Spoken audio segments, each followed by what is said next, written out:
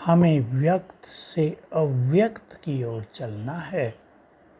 और इस संगम युग का, ये जो पुरुषोत्तम संगम युग है, जिसमें भगवान आकर हमें स्वयं परम सुख दे रहे हैं, हमें अतीन्द्रिय सुखों में मग्न होना है, प्रभु प्रेम में मग्न होना है, उसके ज्ञान चिंतन में मग्न होना है। सभी इस स्थिति को प्राप्त करने के लिए अपने को तैयार करें। कई लोग ये सोचते हैं कि हम तो कर नहीं पाते। हम ये कहेंगे कर नहीं पाते, ये नहीं कहो करने के लिए समय नहीं देते। यह व्यर्थ ज़्यादा रहता है, व्यक्त भाव सारे दिन में ज़्यादा रहते हैं, व्यर्थ भाव ज़्यादा रहते हैं।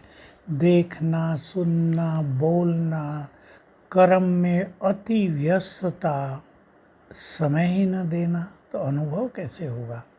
सारा दिन अच्छे अभ्यास करते रहें कुछ कुछ, तो स्थिति बहुत सुंदर रहेगी। बहुत बार ये बात आ चुकी है, मुरलियों में भी आ चुकी है। तो देखिए, हमारी मग्न अवस्था का बहुत प्रत्यक्ष और सुंदर यादगार है कि महाविष्णु शेषशय्या पर सागर के बीच विराजमान हैं।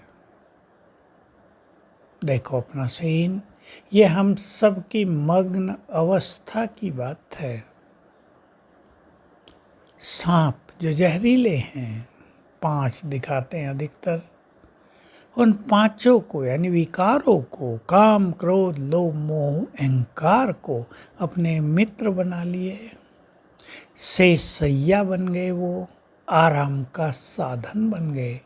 तो जब आत्मा इन विकारों से मुक्त हो जाती है तो उसके जीवन में, मन में आराम ही आराम रहता है। सोने वाला आराम नहीं, अतीन्द्रिय सुखों वाला आराम।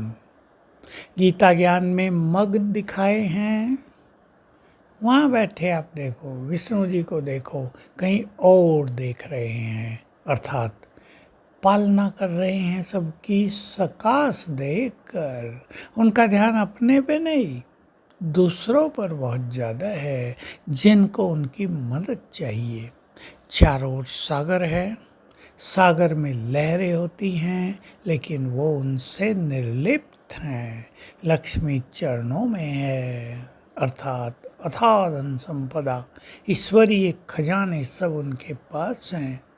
तो हम सभी प्रभु प्रेम में मग्न हो जाएं, उसके ज्ञान चिंतन में मग्न हो जाएं।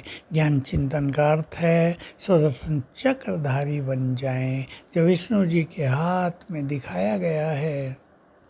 विचार करें हम क्या थे, उस स्वरूप को सामने लाकर उसमें खो जाएं। भक्ति में हमारे द्वारा क्या क्या होता रहा, उस स्वरूप में मग्न हो जाएं।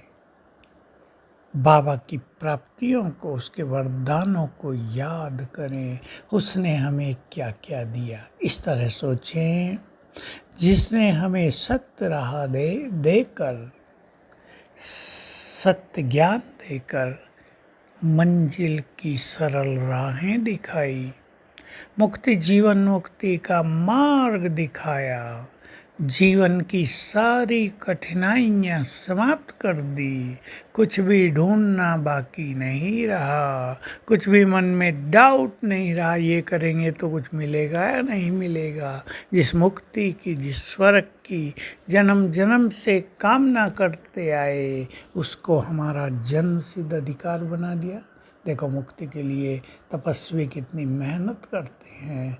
बाबा ने कहा वो तो तुम्हारा जन्म सिद्ध अधिकार है, तुम्हें अपने परम धाम पहुंचना है, बस योग बल से अपने विकर्म विनाश करो, आत्मा पावन बनेगी, अपने घर पहुंच जाएगी। स्वर्ग जो सर्वश्रेष्ठ स्थिति है इस संसार की, जहाँ सब कुछ भरपूर है, मनुष्य देवता है, उसमें जाने का हमारा मार्ग क्लियर कर दिया, राह दिखा दी।